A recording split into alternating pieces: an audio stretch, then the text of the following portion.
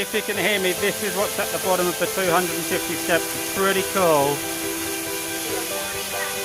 240, sorry. Apparently yesterday, when there was still a bit of rain hanging around, it was even more spectacular. It's pretty cool. It's a bit slippery, so you have to be careful. We managed to get Dot round here, but that was a bit of a mission.